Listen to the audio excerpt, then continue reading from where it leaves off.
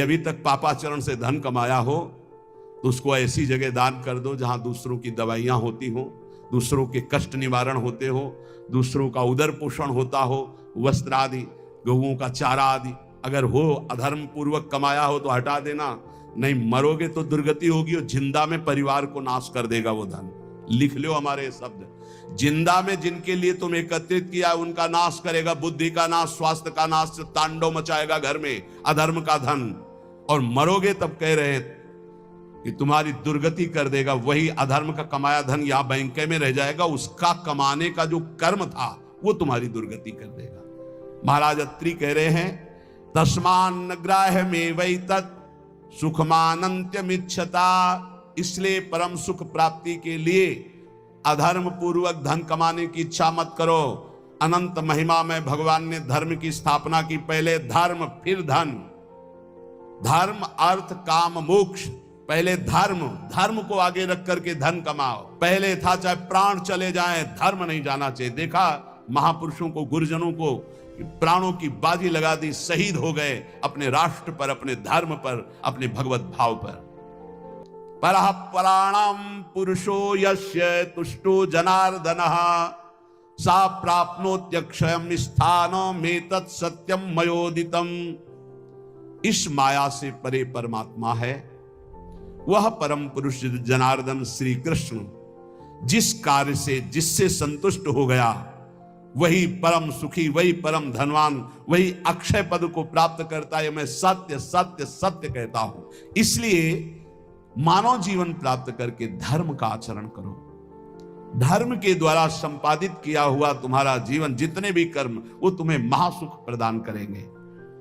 ना गुणान गुणिनो हंति स्तौति मंद गुणानपि नान्य दोषेषु रमते सानसूया प्रकीर्तिताः। जब कभी किसी गुणी की तुम्हारे सामने प्रशंसा होने लगे तो खंडन मत करना,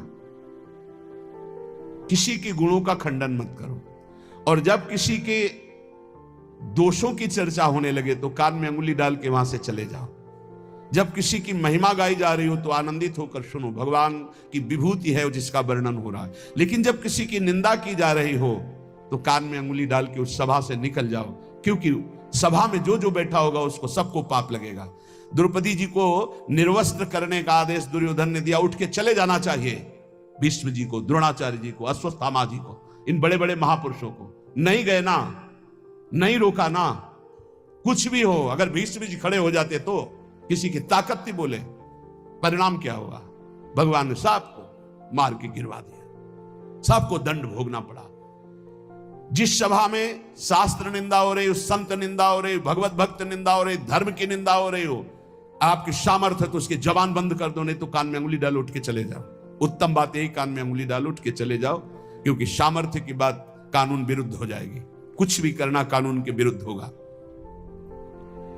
परस्मिन् बंधु वर्गे वा मित्रे द्वेषे रिपौ तथा आपन्ने रक्षितव्यम तु दयैषा परिकीर्तिताः। चाहे कोई पराया, चाहे कोई अपना हो, चाहे भाई हो, चाहे दुश्मन हो, यदि आप भक्त हैं तो आपका व्यवहार राग और वैर से रहित होना चाहिए। भाई के प्रति राग नहीं और दुश्मन के प्रति वैर नहीं। अगर भारी विपत्ति में भाई फंस जाए तो हम कैसे करेंगे? उसकी दुख निवृत्ति। ऐसे अगर दुश्मन भी फंस जाए तो हम उसकी दुख निवृत्ति का कार्य करेंगे। दुश्मन है, वो हमें गाली देता है, अपमानित करता है, हमारा बुरा चाहता है, लेकिन हम उसका मंगल चाहेंगे, बोले उसे भक्त कहते हैं। उसे कहते हैं वो राग द्वेष रहित भगवान का भक्त जो दयावान है। आन संशम क्षमा सत्यम अहिंसा दानम आर्जवम प्रीति प्रसादो माधुर्यम मार्दवम च यमादस। यम और नियम, ये जिसके जीवन में होते हैं वो बहुत दैवी संपदावान माना जाता है, भागवतिक माना जाता है। यम किसे कहते हैं? ये 10 होते हैं, यम 10 और नियम 10 होते हैं। यम पहला है आनुशंसम, अक्रूरता, किसी के प्रति भी क्रूर वचन, क्रूर व्यवहार बिल्कुल नहीं होना चाहिए। क्रूरता तब आती है जब हमारे विपरीत कोई व्यवहार करता है, तब उसके बोलने की क्रूरता हो जाती है, चेष्टा में क्रूरता हो जाती है, हृदय में क्रूरता हो जाती है। अचानक आक्रमण होता है। अगर संबोधन करके आवे कि तुम्हारी परीक्षा हो रही तो शायद साधक सावधान हो जाए, पर अचानक आक्रमण माया का होता है। वो संभल ही नहीं पाता कि मेरी परीक्षा हो रही, और वो क्रूर बोल देता है, क्रूर कर्म कर देता है, क्रूर चिंतन कर देता है। इसका मतलब यम कमजोर है, यम नियम में वो कमजोर है। पहला यम है अक्रूरता, न वाणी में क्रूरता हो, न शरीर में चेष्टाओं में क्रूरता हो, न मन में क्रूरता हो, अक्रूरता। दूसरा है क्षमा, सबसे बड़ा बल है क्षमा। कोई कितना भी कैसा भी व्यवहार करे, क्षमा बल से उसे जीत लेना चाहिए। तीसरा है सत्य, सत्य के समान कोई दान नहीं, कोई पवित्रता नहीं, कोई बड़ा अनुष्ठान नहीं। वाणी से सत्य बोलने का नियम बना ले। कलिकाल है, इतना झूठ का बोल बाला है, पूछो मत। झूठ है ही झूठ, औरों से तो और जाने तो गुरु जी से झूठ। कई बार कहा है कि एक घर तो छोड़ दो गुरुदेव का, कम से कम उनके सामने तो सत्य बोलो। एक क्षण में उनसे भी झूठ, और जबकि पता है कि उनको पता हो जाएगा, फिर भी झूठ बोल देना। अरे भाई, फांसी थोड़ी लग जाएगी, डांट लग जाएगी, गुस्सा हो जाएंगे, पर हम सत्य बोल देंगे तो हमारा अपराध क्षमा हो जाएगा। सत्य एक जगह तो नियम ले लो, तो सब जगह धीरे धीरे फिर भाव मानी संख्या से सवाल हल हो जाएगा। एक जगह सत्य बोलना शुरू कर दो। वाणी में सत्य बोलना, ये यम का नियम। अक्रूरता, क्षमा और सत्य। हमारा जब वाणी में सत्य होगा तो आचरण भी सद आचरण होंगे, फिर हमारा विचार भी सद विचार होगा, और संग भी सदसंग होगा। यम अगला सत्य के बाद अहिंसा, किसी की भी हिंसा न करना, न मन से, न वचन से, न कर्म से। सत्यम, अहिंसा और दान। सुधन धन्य प्रथम गतिया की दान। बस दान का तात्पर्य इतना ही समझ लो, अहंकार रहित त्वदीयम वस्तु गोविंदम तुभ्यमेव समर्पये। हे प्रभु, आपके द्वारा दी हुई वस्तु, तो ये परिवार से थोड़ा, हमारे परिवार भर के लिए इतना प्रयोग हो गया, 10 रुपया बढ़े, बस ऐसा। ये हमने कहीं नहीं सुना। गरीब आदमी अगर एक बछिया दान करता है तो एक राजा 1 करोड़ गाय दान करे स्वर्णिम आभूषणों से अलंकृत करके, तो उस गरीब आदमी की बछिया के बराबर नहीं होगा। ध्यान रखना, जो गरीब होकर के दान करता है उसका विशेष महत्व होता है।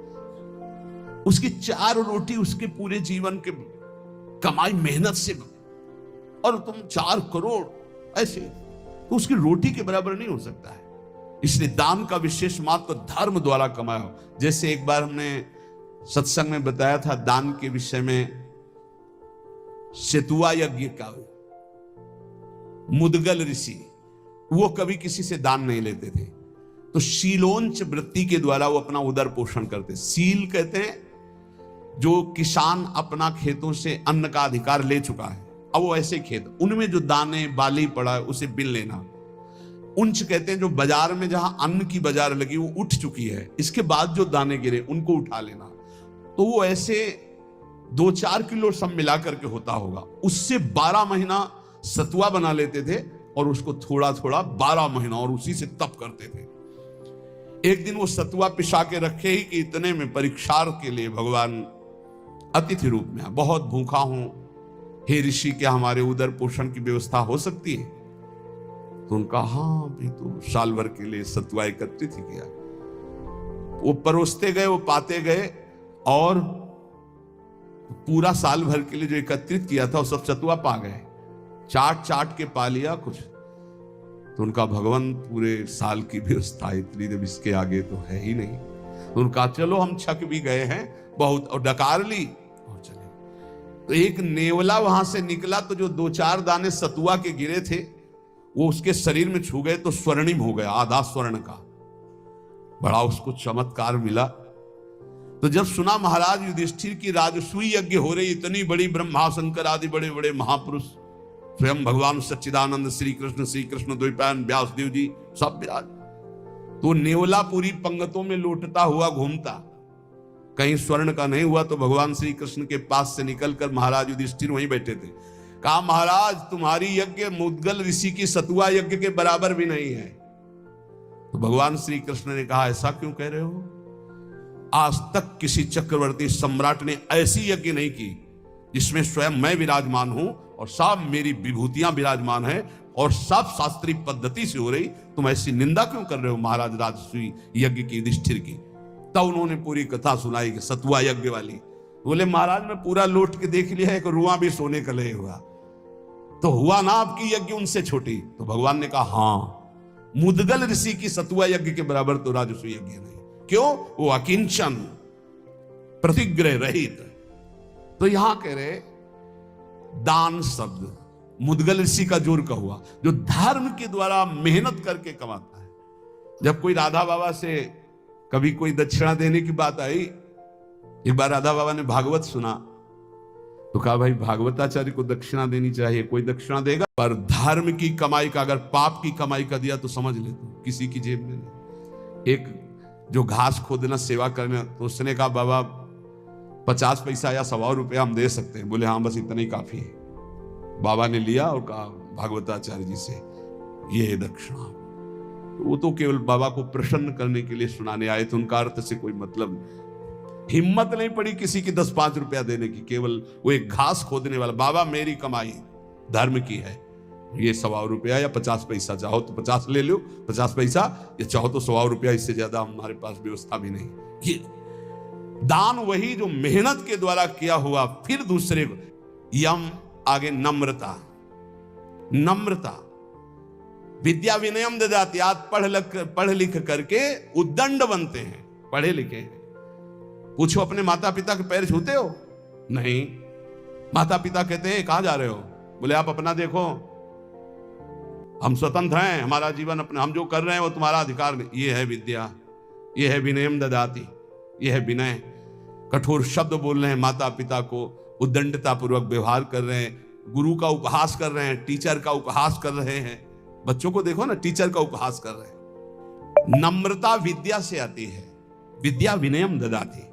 पढ़ना लिखना ये तभी सार्थक है जब विनय आ जाए। उल्टा हो रहा है, जितना विद्या घमंड बढ़ता चला जा रहा है, अहंकार बढ़ता चला। विद्या रूप महत्व कुल धन यौवन अभिमान, कुछ नहीं मिला, कोई विद्या नहीं। जो जितना विवेकवान, जितना विद्यावान, उतना विनयी पाया गया, घमंडी नहीं पाया गया। उल्टा होता है। क्यों उल्टा होता है? क्योंकि गुरुजनों के चरणों में बैठकर विद्या नहीं ली गई है। इसीलिए पहले गुरुकुलों में भेजा था महापुरुषों के समीप के, वहां विद्या विनय प्रदान करती थी। रजोगुण रहित जीवन, ऋषियों के समुदाय में एक भागवतिक वातावरण। नम्रता। फिर है सबसे प्रीति, सब जीवन सुप्रीति रीति निभाता अपनी, सबसे प्रेम का व्यवहार, लेकिन निष्काम, किसी से कोई कामना नहीं। फिर यम में आता है प्रसन्नता, संतुष्टायन के, हर स्थिति में तुम्हारा मन प्रसन्न होना चाहिए। फिर मधुर वाणी, जब बोलो हंस बोले बहु मांग दे, परुख वचन का बहु न कहाए। और कोमलता, हृदय बड़ा कोमल होना चाहिए। ये 10 लक्षण यम कहलाते हैं। कहा जाता है ना, यम नियमों का पालन करने से ही भगवत प्राप्ति होती। तो अक्रूरता, क्षमा, सत्य, अहिंसा, दान, नम्रता, प्रीति, प्रसन्नता, मधुरवाणी, कोमलता, ये 10 यम हैं और ये 10 नियम हैं। शरीर की पवित्रता, वस्त्र की पवित्रता और मन की पवित्रता, तीनों पवित्र होने चाहिए। बिल्कुल ऐसे पशुतावरे, हाथ कोई धो ले तो बड़ी बात है, पहले जल लेके साधु लंगोटा सोटा कमंडल, ये बिल्कुल अब इतना वीआईपी है कि कमंडल रखना बेइज्जती की बात हो जाएगी ना। बाबा जी कमंडल कैसे? कमंडल है, डंडा है, बंधा लंगोटा, काछ वाछ मन निश्चल राखे, धन धन जननी तेरी। रास्ते में लघु शंका लगी तो कैसे हो गए? आचमन करना है, मूत्रेंद्रिय का प्रक्षालन करके, हस्त प्रक्षालन करके, आचमन करके, तप है पवित्रता का। ऐसे पूरा शुद्ध वातावरण, शरीर पवित्र, वस्त्र पवित्र, मन पवित्र। नियम, सबसे पहला नियम पवित्रता, शरीर पवित्र, वस्त्र पवित्र, विचार पवित्र, कितना बढ़िया जीवन होता। दूसरा नियम में है यज्ञ, तो यज्ञानाम जप यज्ञ, उसमें सबसे बड़ी यज्ञ है जप यज्ञ। राधा राधा राधा, नियम ले लो जप यज्ञ का।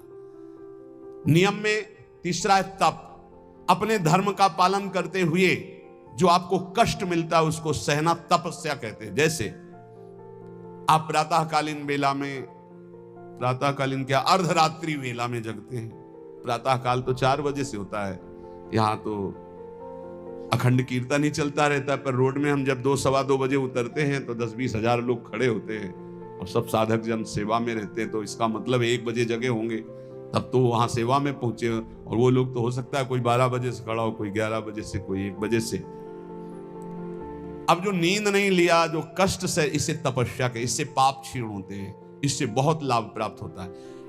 ये बाहरी तपस्या है। समय से स्नान करना, चाहे गर्मी हो चाहे सर्दी हो, समय से अपनी दिनचर्या में आना, चाहे जितना कष्ट हो, ये बाह्य तपस्या में होता है। भोजन आदि ना मिल पाना, फिर भी अपनी दिनचर्या करना। और आंतरिक तपस्या मानी जाती काम, क्रोध, लोभ आदि को सहना, इनको सहना आंतरिक तपस्या कहे। इन तपस्याओं के अलावा और भी बहुत सी तपस्याओं का वर्णन, पर वो खास बात नहीं। आए हुए वेग को सह जाए सो महात्मा, काम के वेग को, क्रोध के, लोभ के, मोह के वेग को जो सह जाए, ये सबसे बड़ी तपस्या। नियम, पवित्रता, नियम, जप, नियम, तप, कष्ट सहने का स्वभाव, नियम, दूसरों को सुख देने का स्वभाव। आओ बैठो बैठो, मृदु भाषण। आप जल पिएंगे? अच्छा, श्री जी का कुछ भोग लगा, आप थोड़ा प्रसाद पा लीजिए। मृदु व्यवहार, सरल व्यवहार। स्वाध्याय, नियम, आपका नियम होना चाहिए स्वाध्याय का। ये नियम के अंतर्गत आते। स्वाध्याय नियम पूर्वक, और नियम जनेन्द्री का निग्रह अर्थात ब्रह्मचर्य। नियम में ब्रह्मचर्य व्रत बहुत जोर की बात। गृहस्थ है तो संयम पूर्वक विरक्त है। जनेन्द्री का संयम ब्रह्मचर्य, और मौन व्रत, वाणी का मौन व्रत, ये नियम। और अल्पाहार का नियम या उपवास का नियम। बहुत बड़ा भजन में इसका प्रभाव पड़ता है। आपका अधिक भोजन पाने से जो भजन में शक्ति लगनी चाहिए वो भोजन पचाने में लगती, इसलिए भजन में रुचि नहीं होगी। ध्यान रखना, या तो अल्पाहार और या फिर कभी कभी उपवास, पर सेवा नहीं छोड़ना। श्री सुदामा दास जी महाराज सुदामा कुटी के स्वयं आटा मांग कर लाते, स्वयं उपला बिनते, फिर रोटियां बनाते, फिर संतों को पवाते। उनकी मेहनत ऐसा रंग लाई कि तब से लेके आज तक शास्त्रों संतों की सेवा ऐसे होती रहती है। अपरिचित कोई भी संत जाए, पाए और बना रहे। बारंडा बड़े बड़े बने, आसन लगाए, 10-5 दिन खाए पिए पड़ा रहे। आज भी वो सेवा चल रही। संत सेवा अगर मिल जाए, परोसना है, पत्तल उठाना है, पोछा लगा, ये अहोभाग्य समझा जाए।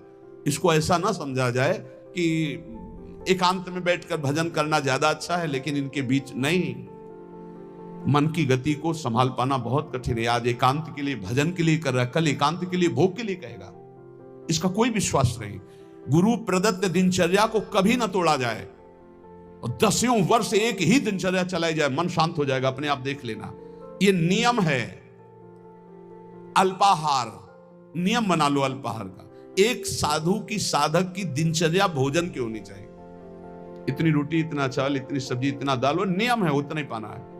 कुछ भी हो, अच्छे से अच्छा पदार्थ हो, एक नियमावली भोजन की होनी चाहिए। और स्नान, स्नान 3 बार।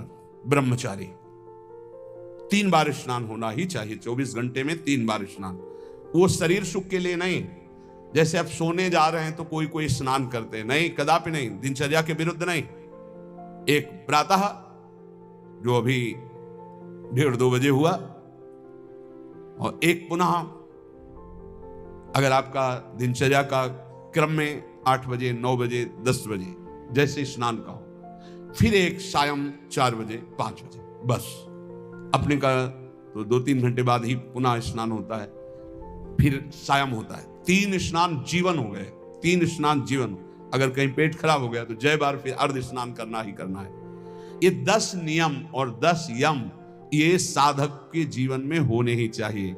नियम पवित्रता का, जप का, तप का अर्थात कष्ट सहने का, दूसरों को सुख देने का, स्वाध्याय करने का, ब्रह्मचर्य का, मौन का, उपवास का, स्नान का, ये नियम होने चाहिए। नियम होने चाहिए। इसमें ये नहीं देखा जाता है स्नान का कि शौच लगी है तो ठीक है, शौच नहीं लगी तो चलो नहीं करते स्नान, इसका नहीं। एक नियम अपने लोगों की दिनचर्या रही। यहां तो बाथरूम, शौचालय, गंगा किनारे जब शीत वायु चल रही तब 3 बार स्नान, और पूरी जटाओं के सहित ये जो घंटों जटाओं से गंगा जल गिरता रहता था, ऐसे टपकता रहता, पूरा शरीर कांपता रहता। वहां ये थोड़ी देखना है कि शरीर को क्या हो रहा है, वहां भगवत प्राप्ति करनी है। आगे कह रहे हैं महर्षि विश्वामित्र जी की वाणी, निज अनुभव कह रहे हैं, कामम कामाय मानस्य यदि कामः समृद्ध्यति अथैनम अपरः कामो भूयो विद्यति बाणवत। हे भाई, सबसे ज्यादा पतन का कार्य होता है काम भोग।